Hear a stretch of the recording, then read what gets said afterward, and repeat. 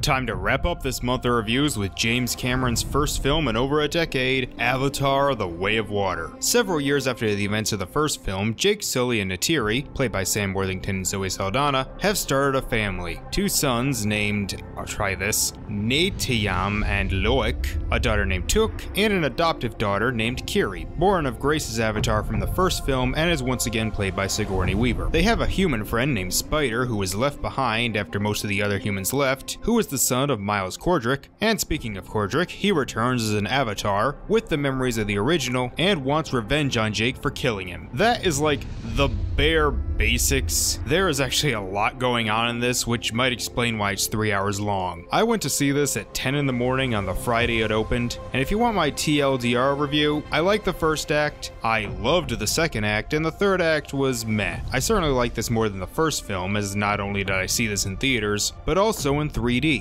This is actually only the 5th 3D movie I've ever seen, and the first one in over 3 years. And yeah, the 3D was pretty damn good, especially when we get into the water. The movie is visually gorgeous, as you would expect. The effects are amazing, not just in how they make the world and Na'vi look real, but how they interact with the real people. The scope is big, the colors are great, the animals actually feel like you can touch them. It just looks so beautiful, but you all probably expect that. How's the story? I actually did find myself interested in what was happening. I liked this family. They all have subplots and arcs they go through, from Jake trying to protect them, to Kiri trying to learn more about her mother. They all have to try and fit into this new environment, and I like that the kids all talk like Jake, using words like bro and giving the finger. It's kinda cool seeing Jake's human influence. Also, I love that they brought Courage back. It's in such a sequel way where we learn he had his memories backed up, even though that was never even hinted at in the first film, but goddamn, he's just a ton of fun to watch. And they do try and give him a bit more nuance this time as he tries bonding with his son. So I like the first act well enough, but the second act is where I actually was starting to love it.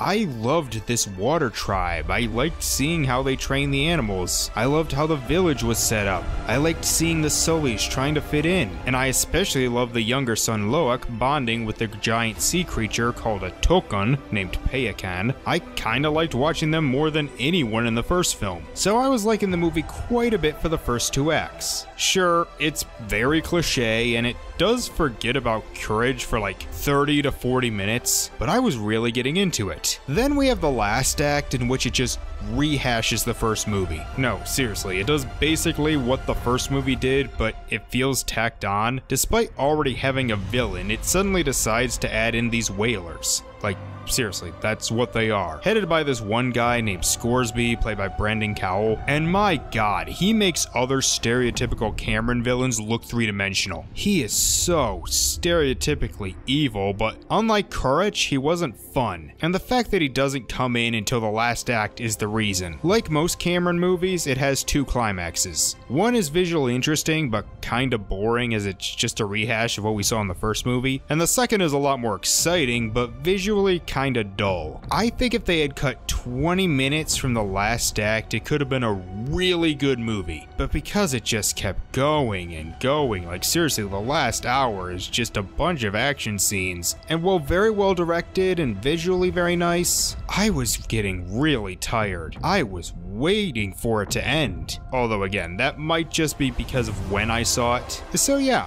I did like it. More than I thought I would. Those first 2 acts were pretty good, especially the second one. And the last act isn't bad, just kinda long. I give it a 7 out of 10, but a high 7 out of 10. Like almost a 7.5 if it just cut out like 20 minutes, it would have gotten there. I do recommend seeing it if you haven't. It's worth the 3D price. I'm recording this on December 18th, so I don't know how well it's doing at the box office. There's supposed to be like 3 more of these, so we'll see how that works out. And that wraps up my director catch-up. It's been fun going back and rewatching these films and reminding me why these 10 guys have inspired me. Will I do this again at some point? Well, maybe in another 10 years or when they're all retire, but until then, I just need a break. I hope you enjoyed this. It's certainly been one of the more taxing projects I've done. Several times, projects have just not worked or crashed or not exported. But again, hope you enjoyed it. So, thank you all for watching, and I will see you next time.